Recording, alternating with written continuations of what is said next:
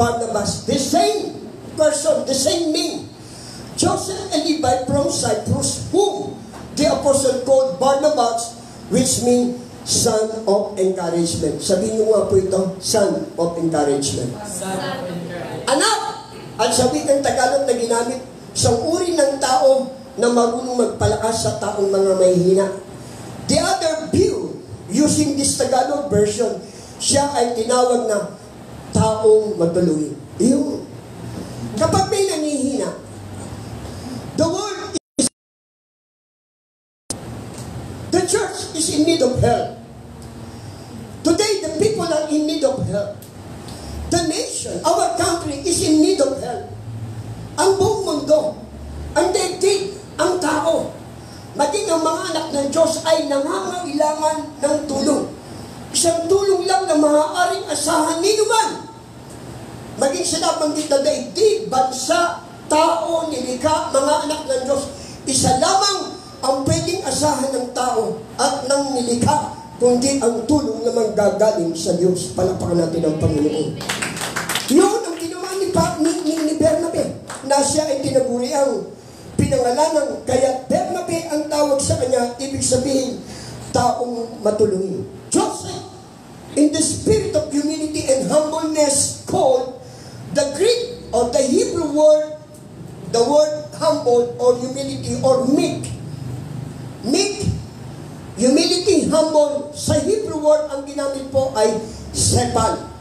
S-E-P-A-L. The word sepal means taong matulungin, taong marunong magpalakas, taong gumagabay sa mga taong mahihina, taong sumasalo sa mga taong pabagsak ang buhay. Kaya si Joseph ay tinawag na taong matulungin dahil meron siyang spirito na nagpapakumbaba. Joseph, they have the spirit of humbleness and humility. And the word humble or meek means sa Hebrew, sepal. Kapag ang tao, makinig po kayo rito, ay hindi napalakas, kung ikaw ay isang nilikha ng Diyos at alam mo na mayroong tao na kilala, na mayroong kang mga taong namasdan na nangangailangan ng tulong at hindi mo tinulungan, isang bagay, ikaw ay proud, in the spirit of pride, mataas, makasarili, at ang tawag po dyan ay hindi sepal. Because the word meek, the word humble sa Hebrew, sepal. Pero pag hindi ka tumulong sa mga taong bagsak ang buhay, nangangailangan sa lahat ng uri ng pangangailangan, ang tawag sa iyo, epal. Even Christians today's generation, no offense, and don't get me wrong, using this bluntly word. So imagine meron nanghihina, may nagkamali, may nagkasala, imbis na mapalakas at makapagsalita ka, na ikalalakas upang siya'y manumbalik sa Diyos, upang siya'y makaalis sa tali ng kasalanan, pinagsabi mo pang hindi maganda. At ang sabi mo, hindi, matigas ang ulo mo ayaw mo makinig Mga kapatid, mahirap po gumamit ng ganung uri ng pananalita na imbis palakasin, ibinabagsak mo pa. Kaya ang mga taong yan they are not in the spirit of sepal, they are in the spirit of epal. Mga taong papansin, mga taong makasarili. Imbis na tumulong at magpalakas sa mga taong nangangailangan tulong, hindi tinutulungan. Why? Because they are selfish. So we give a hand of praise for this. Ang alagad ng Diyos ay dapat kakitaan ng pagtulong sa kapwa manggagawa.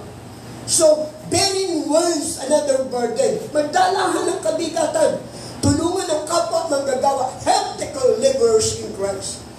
Tulungan ng kapwa, tulungan ng sinumang mga nangangailangan, maging sa mga kapatiran, even in the brethren in Christ or to anybody. Hindi dapat pagbintangan, hindi dapat magsalita ng mga bagay na hindi makapaglalakas, mapagpapalakas. Ito yung ginawa ng mga alagad kay Pablo nung sumasama. Hindi yan natin kasama. Dating taga-usik yan yan strategy lang yan. Isang pakalalan yan upang makapanggulo ulit. Ganito mga kapatid, kung meron taong bumagsak, give him the time to be restored by God. Palapakan natin ang Panginoon. Give him time to uplift. Bigyan mo siya ng panahon upang itaas, upang makabalik sa kanyang dating ginagawa.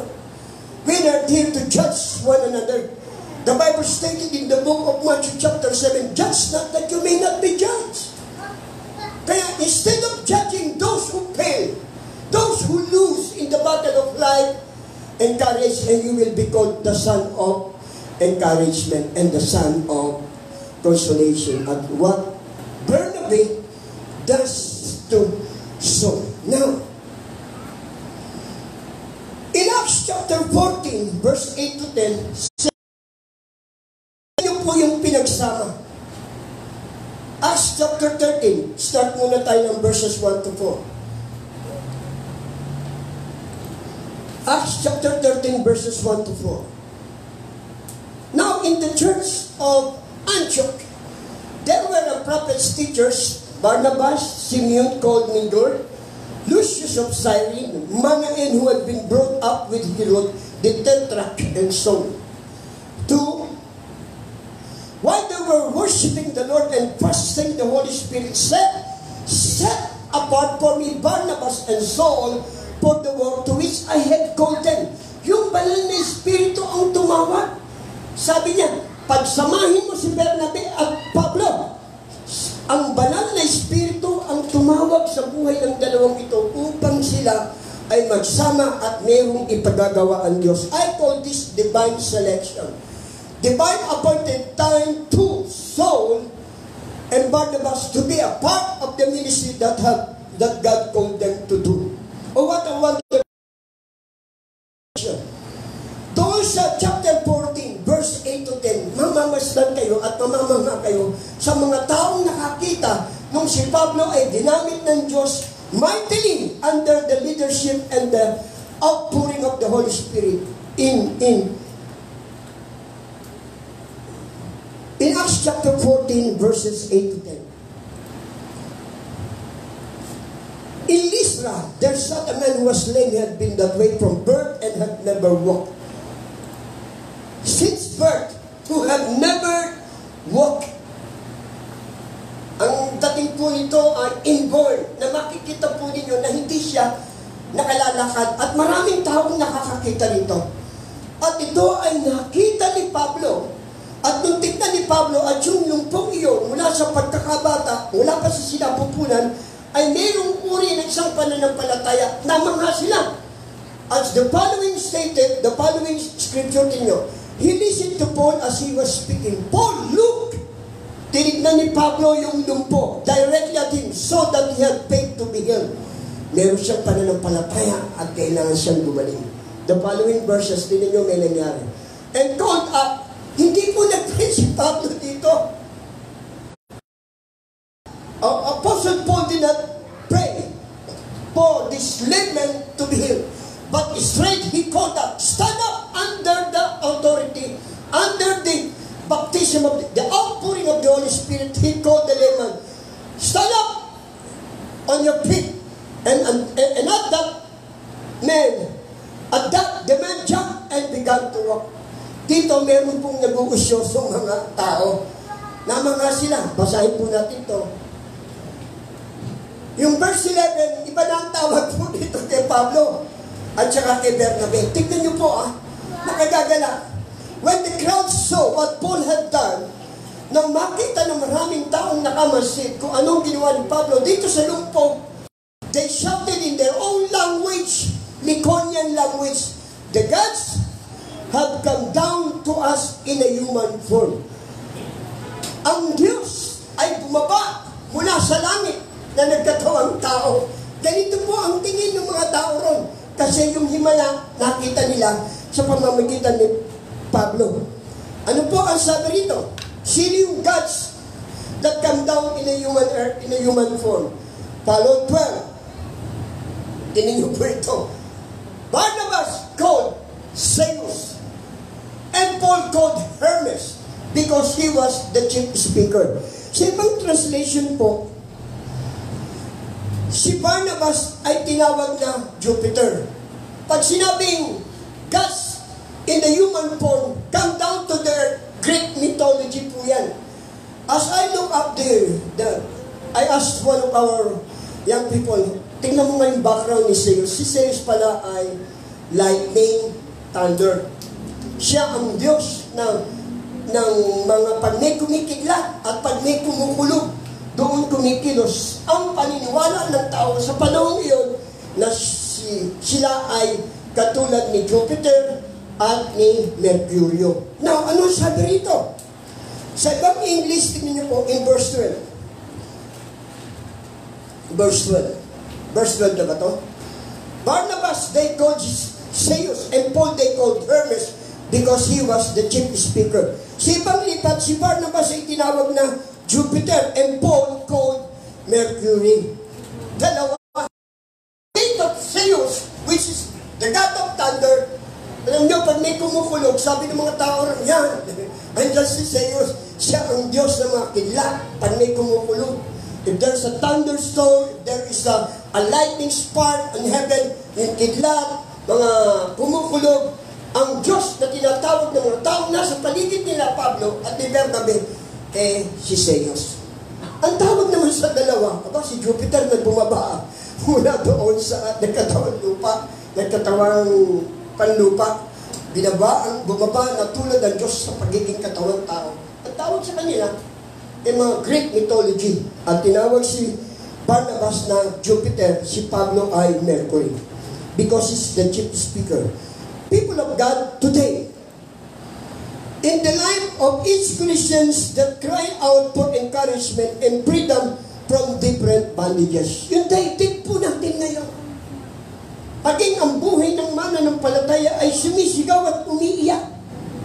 Na ang daigdig natin ay nangangailangan ng isang kalakasan, ng isang tulong, ng isang kaaliwan, na isang makapaghahatid sa kanila upang magpatuloy sa pakikipagbaka sa buhay dahil nangangailangan ng daigdig natin, hindi nangangailangan ng daigdig ng tao. The world need nobody. The world need Christ. Palakpakan natin ng Panginoon. Our nation needs Christ and people who are in need of help. The world and nation who are in need of help. There is only one help. That help is not in vaccine.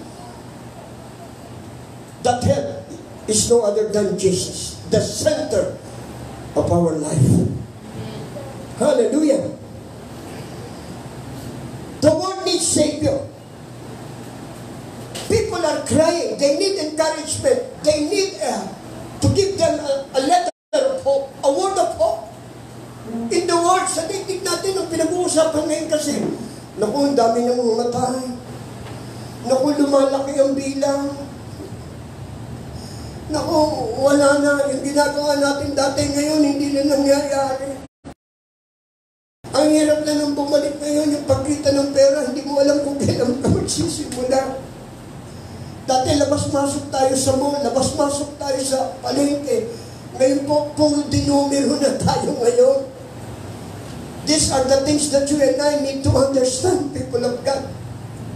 Hindi tayo sanay ng ganitong kalalagayan. Nasanay na tayong malaya kung ano ang gusto gawin. But God stop it. Pinahintulot ng Diyos na mahinto ang ganitong mga upang matuto tayong magtiwala sa Diyos, lalo't higit sa panahon ito. There is only but one encourager and no other than Jesus. Amen. There is no one other consolation. Is only in the person of Jesus Christ, because the Jesus Christ is the center of your life, my life, and everybody's life. Palakpakan niyo ang lista. The world needs a Savior. In the church, speaking of the church, there's also a disunity. May mga iglesia pa, may mga katawan ni Kristo na ngayon ay hindi nagkakasundo. Nagtatalo. Hindi nagpapahirap-gatang. Lahat sila, bida, lahat sila, sikat, lahat sila, tanya. Hanggang ngayon sa kasalukuyan, and this is the worst things might happen up to our present time. In the church, there's also disunity. Rampant of ministerial failures because of unlovable spirit. Kulang ng pag-ibig, kulang ng pagpapalakas. Other, in all aspect of name. Number one enemies that God allowed in this world is what we call the opposite of encouragement is discouragement. Discourage lahat ng tao ngayon. Ang prinsipyo ang pamamalakad, nakaranas na sila lahat ng discouragement. Even the nation, the world itself. The people behind the scene of this pandemic are all but discouraged. And that discouraged is one of the weapons the enemy used to blunt our effectiveness in Christian service. Kaya, pati mga mananampalataya, nadi-discourage. Hindi na sila malayang makapangaral, hindi na sila makapupunta sa gusto nila nilang puntahan, hindi na sila makapagsagawa ng mga symposium, music, concerts, seminars, everything that we've been doing in the past. All of a sudden, suddenly wipe out, stop tayo. But thank God, meron ganitong uri ng pangangaral na pinahintulutan ng Diyos upang makabot pa sa iba't ibang panig ng bansa. Oh, hallelujah! Oh, hallelujah! Discouragement is to hinder our progress in our Christian discipleship. Take note, people of God, hindi makaliligtas dito pati mga Kristiyano. Gagawa at gagawa ang kaaway upang pigilin ang ating pag-unlad at pananalig sa Diyos. But God will not allow those children who walk with God. Palakpakan natin ang Panginoon. Hindi pa paitulutan ng Diyos na sansalain ng mga anak niya na lumalakad na kasama ang tagapagligtas. There are 3 ways. 3 bagay ang iiwanan ko sa inyo ngayong umaga. There are 3 ways to help you cultivate the habit of encouragement. There are 3 ways to help you, people of God, if you are listening. 3 bagay. 3 paraan ang nais ko pong ibigay sa inyo ngayong umaga upang magkaroon kayo ng isang katangin-tanging lakas, katangin-tanging pag-asa, na pwede niyong pagpunan sa panahon na kayo po'y nangangamba, kinakapos, nag-aalala, at natatakot. 1. 3 ways to help you cultivate the habit of encouragement. In Ephesians chapter 6 verse 10 says,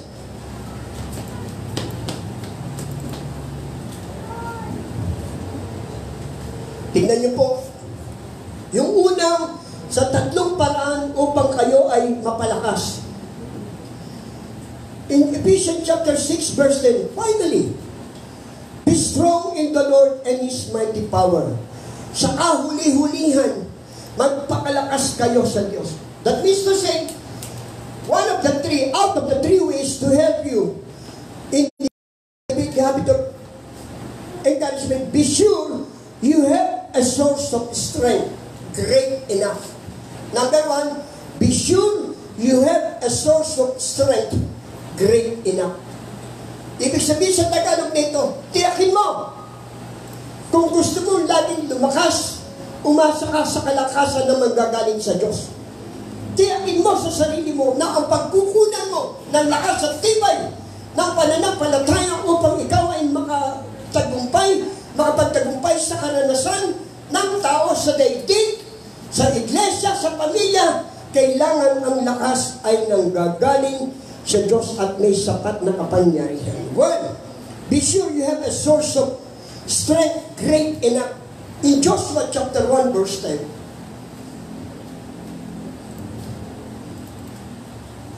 kaya ipinaghutos ni Josue sa mga pinuno ng bayan,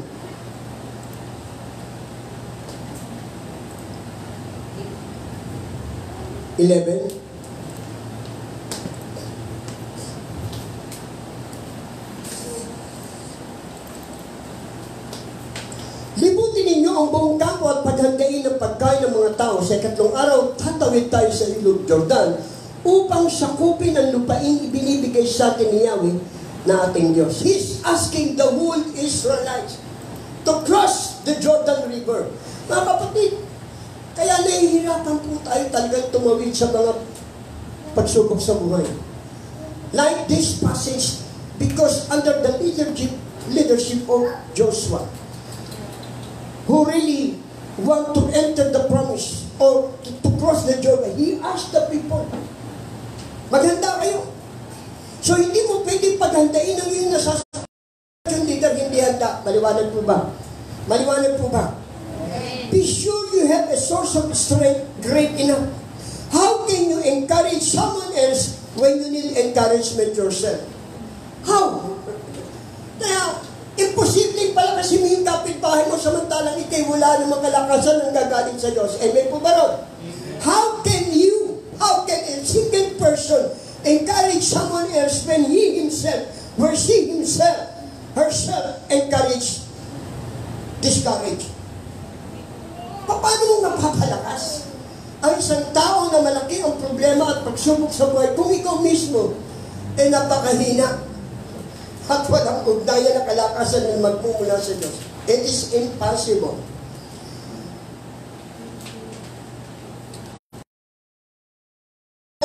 As your total source of encouragement. Tingnan natin yung nangyari. 1 Kings chapter 5 verses 1 to 4. This is the history of King Hiram and King David as a best friend.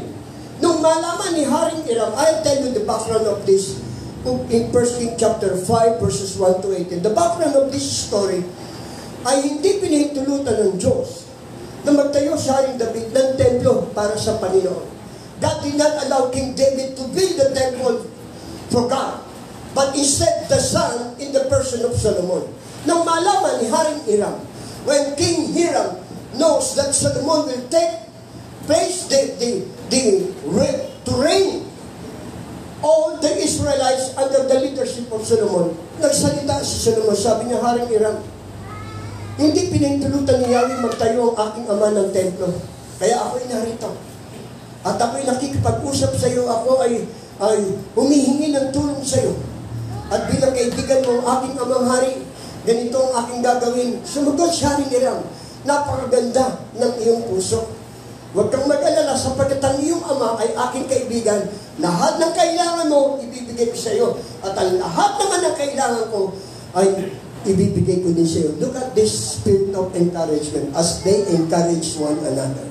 Be sure that you have the source of strength great enough.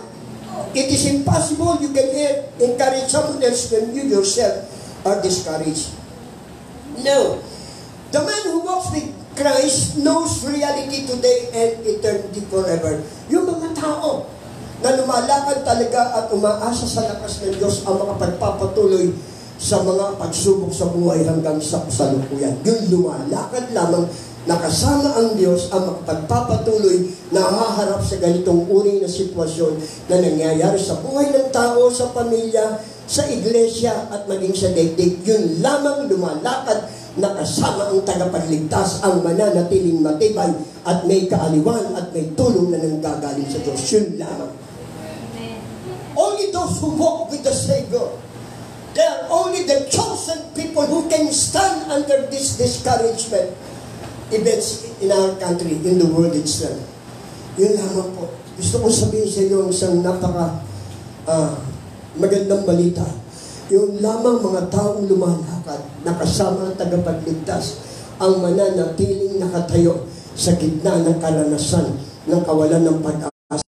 Pag-asa ang mga taong lumalakad kasama ang kanyang tagapagligtas. Palakpakan natin ang Panginoon dyan. The man who walks with God, with Christ, knows reality today and eternity forever. Makinig po kayo sa isang kwentong ito.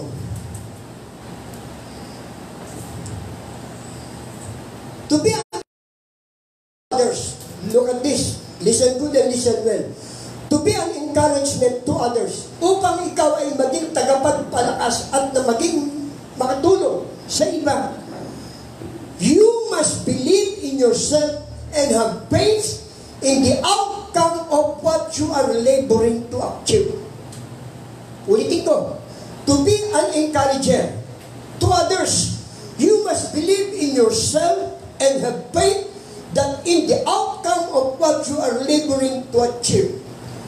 Umasa ka na anumang bagay na iyong ginagawa at inaasahan ay magtatagumpay. Magtiwala ka sa sarili mo, gawin mo yung pinakamabuti at umasa ka na mayroong magandang kalalagayan. Ano yung istorya? Alexander the Great, this is an illustration for to be an encourager. Alexander the Great catapulted into leadership upon the death of his father, Philip the Macedon. Ang kanyang ama ay si Felipe na taga-Macedonia. Kinilala, Alexander the Great is the young mighty warrior who ruled the world even in the great country. To preserve their cultures and legends, para maingatan yung kanila pong mga tinatawag legendary clan, na makilala ang kanila, na kinilala talagang mga mighty warrior, eh, inalagaan nila ito. Pero naglalaho, and one wise governor of Israel in the person of Governor Ahikam. A wise governor of Jerusalem in Israel is in the person of Governor Ahikam. A brilliant, wise governor. Sa panahon iyon, ang hari ay lubang. The Israelites was reigned by a subtle and radical leadership. Now, nang mapalitaan niya na nakikilala ng kanyang nasasubukan, si Governor Ahikam ay tinawag niya. And he gave the challenge to Governor Ahikam as the subtle king called the attention of Governor Ahikam. And Governor Ahikam went to the palace at ang sabi niya, Governor Ahikam, nakikilala ko at madalas kong naririnig ang pangalan mo. At kilalang bihasa kang matalino. Kapag may ipinagawa ako sa iyo at nagawa mo, hindi ko nasisingilin ng mga tributes, ng mga tax, ng buwis ang iyong nasasakupan. Pero kapag yung pinagawa ko sa iyo at hindi mo ginawa, dodoblihin ko ang at babayaran nilang buwis, pati ikaw. And Governor Ahikam was not amazed, and he immediately accepted the challenge. Ano ba yung gusto niyo ipagawa, hari? Ipagawa mo ako ng palasyo sa kalawakan. Build me a castle in the sky. Pag kayo ang matalinong tao ngayon at pinatawag kayo ng presidente, matalino ka, ha? Para patunayan mo, matalino ka, sige, pagawa mo ako ng palasyo sa kalawakan. So, accepting the challenge from the radical king, hindi na supresa si Governor Ahikam, and he accepted the challenge. Sige po, bigyan niyo lang ako ng sapat na panahon at ipagpapatayo ko kayo ng palasyo sa kalawakan. I will build you a castle in the sky. Ngayon, kung naipagawa ko na, hindi ko na kayo sisingilin ng babayarang buwis at magiging mananatili na lang kayong malaya, pati ikaw. Pero pag hindi mo ginawa, pag hindi mo nagawa, arurusahan ko at dodoblin ko ang paninigil ng buwis. Umalis si Governor Ahikam. Doon sa ibabaw ng kanyang terrace, nagmasid-masid siya. Sabi niya, ako'y mapapasuko. Ipagpatayo ko ang haring to at ang kumingila ko ng sapat na panahon. Sige, I will give you the time you want. Bibigyan ko siya ang mga oras at panahon na gusto mo. Sige, maglaan ka ng oras. At bumalik ka. Nakatingin si Governor Ahikam doon sa tore at meron siya nakitang dalawang agila na kasagsagang lumalaki at doon sa kaliwa ay may naglalaro dalawang bata na tinawag niya ng pansin, kayong dalawang bata, alika. Nakikita niyo ba yung agilang niyo? Opo. Turuan niyo silang lumipat. Turuan niyo silang maging masanay at maging maganda ang kanilang mga kalusugan upang makalipad ng mataas. Ginawa ng dalawang bata. Hanggang dumaan yung panahon, now, it's about time to meet this king. Para ako bumalik sa hari. Bumalik si Governor Ahikam sa hari. Oy! Sabi nga no, hey, Governor Ahikam, where is my castle in the sky? Sabi niya, nasan yung palasyo? May pinatatayo ko sa iyo at bumalik ka na. Ako po'y bumalik dito. Hindi kayo, sumama ko kayo palabas. Kasi pagpasok ni Governor Ahikam sa palasyo, niyaya niya lumabas yung hari. Meron po akong ituturo po sa inyo. At kung gusto niyo, magsimula ako itayo ang inyong palasyo sa itaas sa kalawakan. Sumama kayong palabas. Sumama sa labas. Yung hari. Tumingin ako kayo. Nakita niyo yung dalawang bata, pinalilipad na yung dalawang agila. Look up! Your Excellency, there are two boys upstairs at the back of the big eagle. And they want something to tell you. Meron silang sasabihin sa inyo. Tumingin na yung hari. Sumigaw yung dalawang bata. O King, prepare the materials and we will build your castle in the sky. Narinig nung hari, yung dalawang bata. You heard the voice? Sabi nung hari, Father, pakiulit, yung pong mga materyales na kailangan para itayo ang inyong palasyo dito sa Kalawakan, ipadala nyo na, ihanda ninyo at sisimulan ng gawin. Yung hari. Now, ano yung aral po rito? Be sure you have a source of strength great enough to be an encourager to others. You must believe in yourself and have faith. Pagtiwalaan mo ang sarili mo at sumampalataya ka na lahat ng gagawin mo, makinig po kayo, ay umasa ka na magtatagumpay. Palakpakan natin ng Panginoon. Magtiwala ka! Kung ikay lalo anak ng Diyos, magtiwala ka! Natiyakin mo ang gagawin mo bilang isang anak ng Diyos. Kukuha ka ng lakas sa Diyos at sasampalataya ka na ang iyong simulan ay pagtatapusin ng Diyos na maganda. Oh, salinibahan ng praise to the Lord. Look at this illustration. And it's so. Two, try to see the best in people as an encourager. Two, try to see the best in people. Ano ibig sabihin sa Tagalog dito? Kung gusto mong maging anak at maging isang taong matulungin, nagpapalakas sa mga taong walang pag-asa, nagbibigay ng lakas sa mga namangihina, try to see the best in people. Subukin mo. Natignan din naman yung mga mabubuting bagay sa buhay ng tao. Kung gusto mo makapagpalakas, ang nangyayari ngayon sa daigdig, tinitignan yung tao pagka bumabagsak, tinitignan yung tao pagka nagkasal,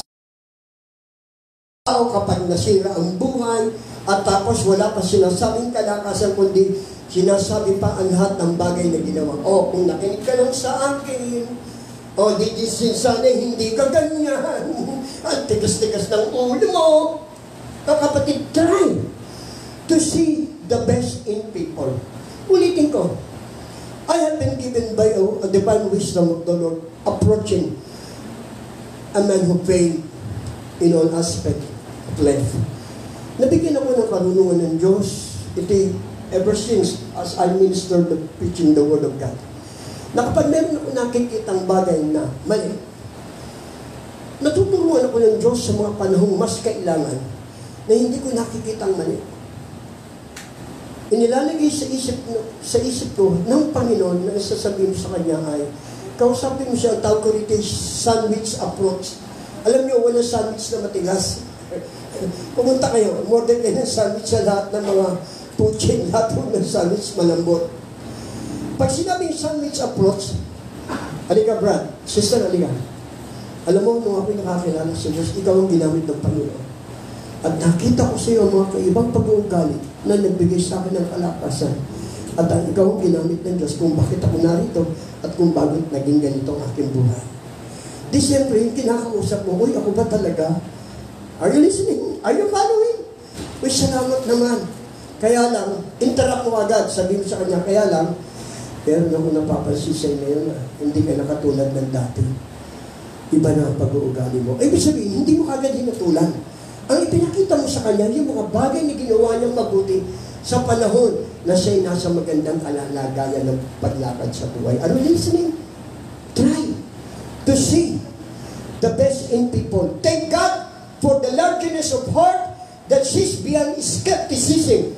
Yung kahit nakikita mo na talagang ito, lakad ng lakad, wala naman tiyak. Huwag mo tignan yun. Umalis ka doon sa pag-aalilangan at magpatuloy ka ipakita sa kanya na totoo. Kaya ako narito upang ikaw ay tulungan at seryoso ko na ikaw ay samahan. Palakpakan natin ang Panginoon. Try to see the best in people. Hindi, ito yung nagkamali. Puro DA ka agad eh. Oo, ako marami ng mga no offense. Marami ng mga kapwa manggagawa. Pag nakita eh, DA ka agad eh. Di ba napakasarap sabihin sa kanila na naging bahagi ka ng kalakasan sa panahon ngayon. At kung hindi mo nagagawa ngayon, narito ako as a son of consolation as a sons of encouragement. Muli kitang babalik sa paanan ng Panginoon sa iyong paglilingkod sa pamamagitan ng aking tulong mula sa kalakasan ng Panginoon. Palakpakan niyo ang Diyos dyan. There was, thinking of this kind of attitude and attribute, there was a man who, in 19 centuries ago, and this is Barnabas, the son of consolation. So dahil sa mga at attitude ni Barnabas, tinawag pa nga Jupiter, the God come down to the earth in the human form. Kaya ng mga ang tao dahil kaiba, parang Diyos kilalanin. Kaya yung following succeeding chapter, makikita nyo yung mga tao kinakitaan na magagandang pag-uugali, si Barnabas at si Saulo, sinamba. Bumili sila ng mga mamahaling hayop, mga gulay, mga prutas, mga lahat ng bagay na magaganda, inalay doon sa dalawa dahil kinilala na ng Diyos. Kaya tumakbo yung dalawa, sabi niya, wag nyo gawin sa amin yan. You don't need to worship God because we are the same people like you. Hindi nyo kailangan sambahin, maglagay kayo ng alay ng mga hayop dito at mamahaling mga bagay para magkikilala. Katulad din yung kaming tao. Are you listening? They still have the spirit of humility, being a son of thunder and a son of encouragement. Kaya kung tinatawag ka, itong taong ito matulungin, huwag mo naman sasabihin, sino pa ba naman natutulog, di ba ako? Purihin ng Diyos, kung nakagagawa ka ng pagtulong sa kapwa, palakpakan natin ang Panginoon. Let's face it. 3. Get your eyes off your own problems and reach out to others' needs. Mabigat na itong tumarating na ito. Get off your eyes off your own problems and reach out to others' needs. Ikaw at ako, ang sabi ito, all of us have our own challenge and problems. We can either be in God to overflow or break through our selfishness to help others. Dalawa po yun. Alis mo ang iyong paningin sa iyong sariling pagsubok at hamon sa buhay. Problema. Kung di ang gawin mo, abutin ang iba na may problema katulad mo. Magagawa mo ba natin yan? Hello? To be an encouragement. Get your eyes off your own problems and reach out to others' needs. Parang ganito eh. Alam ko na, lahat tayo may problema. Amen? Lahat tayo may pagsubok. Ang tinuturo dito, iwanan mo muna ang pansamantala. Baka meron masigit na mahigpit na pangangailangan, tulungan mo. At saka ka bumabalik. At pagbalik mo, wala na rin ang problema mo. Palakpakan natin ang Panginoon. Yung pinagagawa dito. Ang problema lang, pag naging selfish attitude na tayo, yung pagka nagkaroon na tayo ng self-centered spirit, inuuna natin bigyan ng solusyon ng problema natin. And there's nothing wrong to deal with our own problems and challenges of life. But to be an encourager, sabi yan, get your eyes off your own problems and reach out to others. This is perhaps the most important guidelines of all. Ito na talaga ang isa sa bibilang pinaka-importante at mahalagang giya, prinsipyo ng buhay para makatulong ka sa iba. Umalis ka muna pansamantala sa iyong sariling problema at umabot ka ng ibang tao na may problema na katulad sa'yo. Ikaw, sa po ba ako? Pastor, uunahin ko na sila. Ako nga may problema eh. Ang tinuturo po hindi ka makakaahon dyan. You will be under the bondage of that habit. Wala kang cultivation of habit to reach others' problem except by your own problems. Parang ganito. So, may problema ako. Bakit ko problemahin problema? Remember, Jesus, you're walking with Christ. Palakpakan natin ang Panginoon. Remember, you're walking with Christ. Remember, Jesus Christ, the Savior of your soul. And Jesus Christ, the Savior of that soul. Are you listening? Jesus ay tagapagligtas din ng kanyang buhay.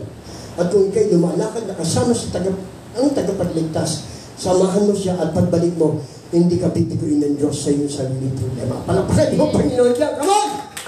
Hindi pa tayo maging selfish. In Hebrew chapter 10 verse 25, Itong iiwan ko po sa inyo. The first one is, be sure you have enough strength.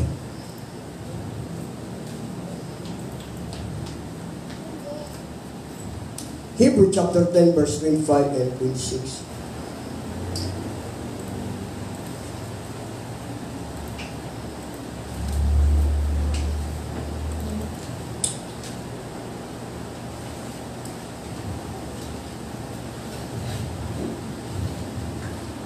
Basahin natin ito.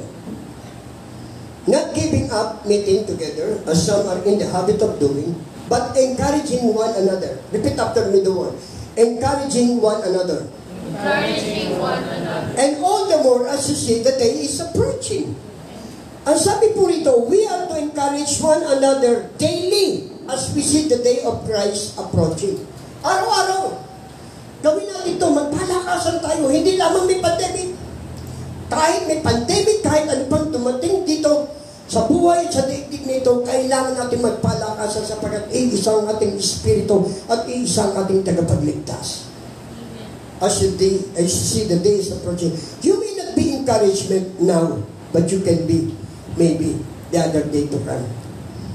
Cultivate the habit. It may be important to someone else you meet today. Baka meron kayong makilalang tao ngayong araw nito. Baka sa isang banda naglalakad ka, may pupuntahan ka, may bibiling ka, at pag-uwi at pagsakay, meron ka nakilalang tao. At maaari kang gamitin ng Diyos na siya ay palakasin. Palakpakan natin ang Panginoon. Maaari hindi ginagawa mo yan. Maaari hindi ka sanay gumawa ng kanyang bagay na tumulong sa kapwa. Maging madulungin sa tao, kahit sino siya. Maybe not now, but you can be. Maaari hindi ngayon. Maaari pag-uwi natin, may makasabay tayong tao. At nangangailangan ng kalakasan galing sa iyo. Pwede ba natin gawin ang sisiglan natin na maging matulungin, na maging kalakasan ng kapwa?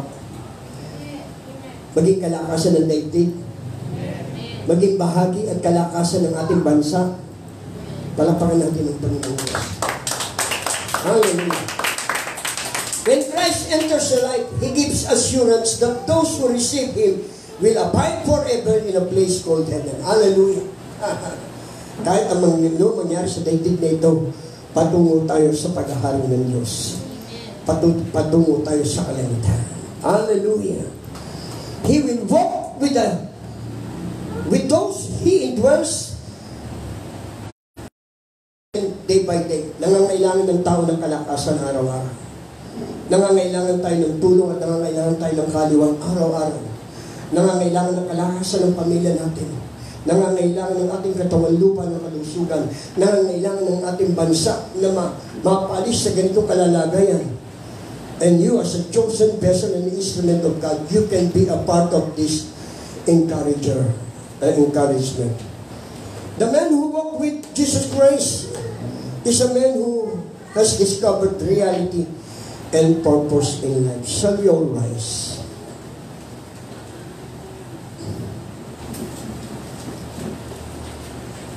Meron ako sa atin.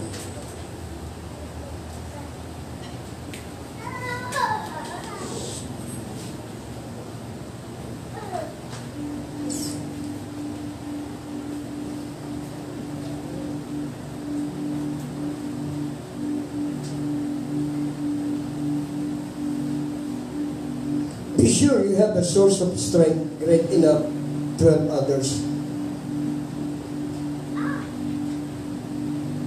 See the best in people. Get off your eyes of your own problems and trials in life and reach others who are in need.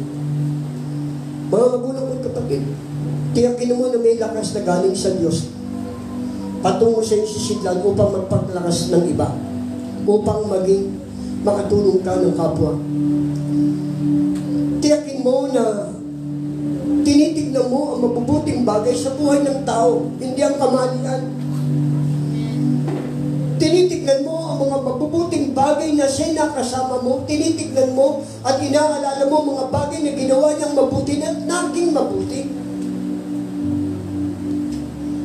See the best in people. Tignan mo ang mabubuting bagay na ginawa ng iyong kapwa.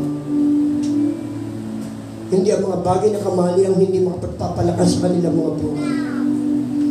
You just prepare your heart to be in the spirit of prayer. Ora bakande yoroboso. Hallelujah. Lord, idinadalangin ko ngayong umaga sila ng mga naroroon sa tahanan. Sila ng mga nagmamasid ng gawaing makalangit sa mga oras na ito na nasa ibang bansa. They have experienced discouragement after discouragement, frustration after frustration. Father, in Jesus' mighty name, strengthen their faith. Palakasin mo sila sa kanilang pananampalataya. Palayain mo sila, Panginoon, sa tali ng kabalisahan ng buhay.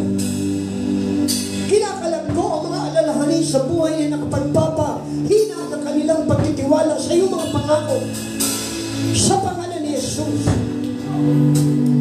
sinasaway ko lahat ng bagay na naging dahilan upang ang tao ay magkaroon ng damdaming laban sa kapwa.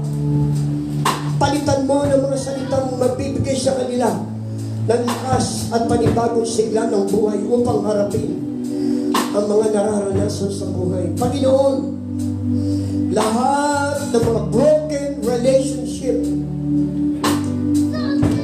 I do not think that this is the time to mention, but bluntly speaking, under the outpouring of the Spirit of the Lord, Lord, I do declare, proclaim,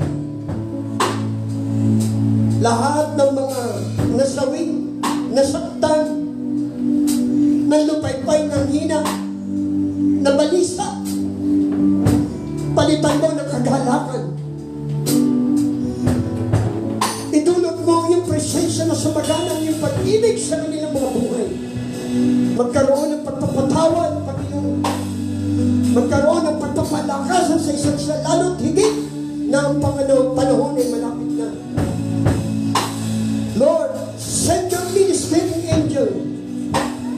Let the spirit of love, the peace and the joy of the Holy Ghost flow upon their lives in Jesus' mighty name. Let there be forgiveness. Let there be love.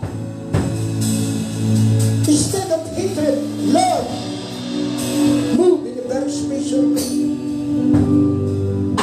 Ngayon pong umaga, Panginoong Diyos, tulungan mo kami maging kalakasan sa kapwa. Tulungan mo na maabot namin pangangailangan ng aming kapwa.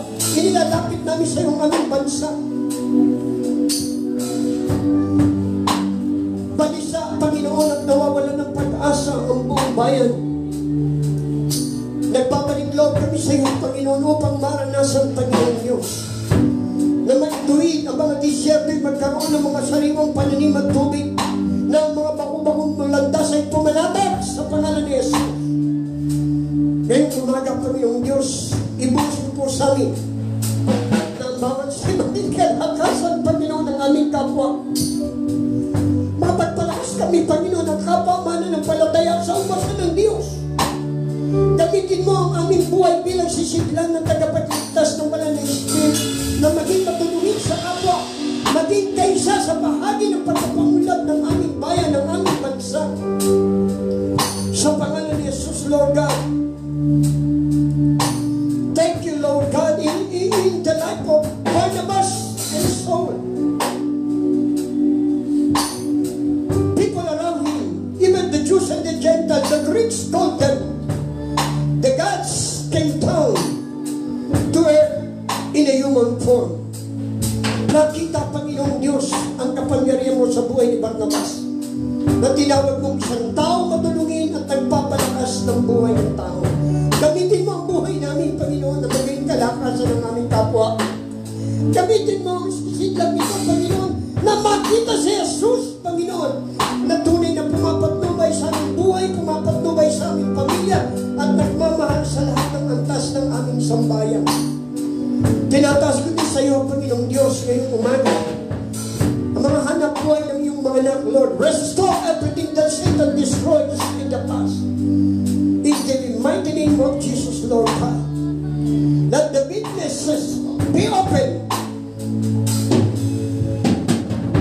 time, in your will, in your ways.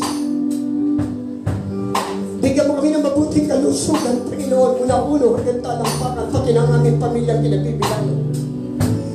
Protect your people by the blood of Jesus. Protect our country by the blood of Jesus. Protect the humankind, the whole world, the one whom you are, the one who created. Lord, makalaya kami. Set us free under the bondage of this tragedy, calamities and different catastrophes in the world. Set us free, Lord God, in Jesus' mighty name. Those who are in Christ, they are totally free. And you are free. You are free indeed. It is Jesus Christ. Set you free. You are free indeed. Amen. Palayain mo ang aming bansa. Tinataas po namin ang aming mga kapatid na nasa iba't ibang bahagi ng bansa. Cover them with the precious blood. Kung sila'y may hanap buhay, kung sila'y may mga negosyo, hawakan mo, Panginoon. We pray for your divine intervention under the leadership of the Christian Fellowship headed by Pastor Eric Bautista, Pastor Merdy Servania from Illinois, USA. Mga kapatid namin sa iba't ibang panig ng bansa, Luzon, Visayas, Mindanao. And our dear 107.7 radio station Lupon, ang maayong balita headed by Pastor Jesse Rosalina, Joel, Sammy, Judy, Jesse and Judito, and Pastor John. All the rest of the MCP officers, Council of Elders, the Bishop Keeper, the Gathering of the Fivefold Ministry headed by Apostle Rodel Magaling, and all our dear friends, Lord God, in Luzon, Visayas, Mindanao. The Qatar Base, the King of Glory headed by Pastor Domel Perez. The San Fernando La Union, Pastor Cristo. And let the healing, complete deliverance, complete protection by the precious blood of Jesus. Lord, to our dear beloved Bishop, Canonisado family, who are now celebrating their anniversary. Protect their lives, and let the abundance flow upon their lives. We thank you for our dear, beloved co-workers in Christ, Sister Joan, who are now celebrating her birthday, Lord. Bigyan mo siya ng maraming kaarawan sa kanyang buhay. Ingatan ang kanyang pamilya. Pagpalain ang lahat ng kanyang ginagawa ng kanyang mga kamay. At mga nagse-celebrate ng kanilang mga kaarawan sa buong buwan ng Hulyo. Samahan mo sila, paunlarin ang kanilang mga buhay. Ang bawat kapatid namin may mga kanya-kanyang mga negosyo. Paunlarin mo sa pangalan ni Jesus, Lord. Ingatan mo kami, Panginoon, tuwing aalis kami ng bahay at babalik, taglay namin ang kaligtasan because we believe that we are protected by the precious blood of Jesus. No weapon formed shall prosper against us, Father. We stand still in your promises. Walang sandat ang anumang mananaig at mananakit sa buhay ng iyong mga anak. Sapagkat ikaw ang aming tagapagligtas.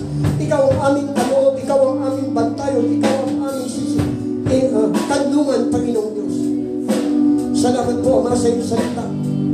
Pagpalain mo rin mga kapatid namin, Panginoong Diyos, saan man daw sila naroon. Ang aming pamilya na nasa tahanan ngayon, nasa probinsya. Protect them with the precious blood of Jesus, Lord. Pagtagumpayin mo, and restore everything that Satan destroyed in the past.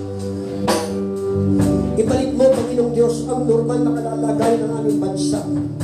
Hawakan mo mga namiminuno ng aming mga bayan, bansa, ang aming Pangulo, ikalawang Pangulo, mga senador, ang mga congressman, governors, mayors, and all the lowest ranking officers of the full government, the legislative, the judicial, at lahat po ng mga executive, and all those who are in sickness, Lord God. Let the healing flow. Let the healing flow in Jesus' mighty name. By your strength and by your wounds, they are healed. Pinagaling mo na si Pastor Joel, si Brother Henry, si Brother Raymond Kariba, si Brother Ronnie Ganya, binigyan mo ng kalusugan nanin, binigyan nanin one of Lord God, and Pastora Elizabeth Makalangay. Thank you, Lord, for the healing of our emotion. Thank you, Lord, for the healing of our physical. Thank you, Lord, for the healing of our spiritual condition before you, Lord God. Tapos pulinan yung mga kamay. At bilang tanda na tayo hingi ng basbas at bendisyon sa Diyos ngayong umaga. Samahan mo po ang aming minamahal na kita ng barangay Arman de los Angeles, ang kanyang mga kagawad, and Chief Tanon, Secretary Treasurer, and all the those and all the health. Likewise, we pray for Sharon Baliduran, all the Kagawa, the SK Kagawa, the auditor, the Secretary Treasurer, and the health, the Chief Tanon. Samahan mo yung mga anak nakataas ang kamay sa araw na ito. Sila mga nasa tahanan. Ikaw ang nangako. Lahat ng lumalapit sa iyo ay hindi mabibigo. Ikaw ang mag-ingat sa buhay ng iyong mga anak mula sa araw nito hanggang sa iyo ulit pagbabalik. Bigyan mo kami ng kapayapaan, kagalakan sa Espiritu Santo sa buong maghapon kasama ang aming buong sambayan. Samahan mo yung mga mahal namin sa buhay, mga kapwa mananampalataya, and all the rest of the CCKC pastors from Nevesia, Pastor Efren, from Pasig Pastora Christy, from Alapan Pastora Angie, and from Kasaganan Chapter Pastora Mary. Lord, I myself and the whole entire CCKC family who are now listening and watching this epic live stream, bless them mightily, Lord God. Basbasan mong bawat isa sa amin sa pangalan ng